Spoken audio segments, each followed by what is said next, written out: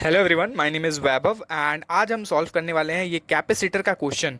सबसे पहले इसमें एक पर्टिकुलर कैपेसिटर है जिसको दो पार्ट में डिवाइड किया गया है। कैसे डिवाइड किया गया है? दोनों साइड अलग अलग डाइलेक्ट्रिक प्लेट डाल दी गई हैं जिनका डाइलेक्ट्रिक कांस्टेंट अलग अलग है। K1 is equal to 2 and K2 is equal to 3। अब हमसे पूछा गया है कि प्लेट के बीच में जो लगने वाली फोर्स है वो कितनी होगी। ठीक है, end plate area is 4 centimetre square. ठीक है, क्या किया कि हमने इक्विवेलेंट कैपेसिटेंस निकालनी है। तो C equivalent will be C1 plus C2 as they are connected in parallel. ठीक है, तो C1 will be equal to epsilon naught A by d होता है, बट यहाँ पर सिंस डाइलेक्ट्रिक कांस्टेंट है तो K epsilon naught A by D हो जाएगा। And by respective formula C1 की वैल्यू 10 माइक्रोफेराड आती है, C2 की वैल्यू 15 माइक्रोफेराड आती है। C equivalent comes out to be 25 microfarad. Now the charge on each capacitor will be Q into V।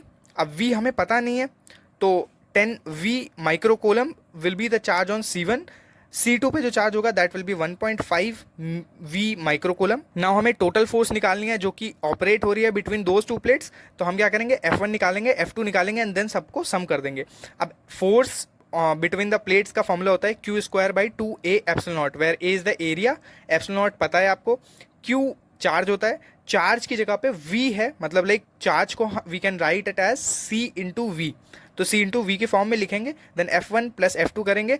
Only variable जो कि हमें इसमें नहीं पता है that will be V, and by solving this equation हमें V मिल जाएगा। As soon as we get V हमारा क्वेश्चन सॉल्व हो चुका है। V comes out to be 0.93 into 10 की पावर माइनस 2 वोल्ट।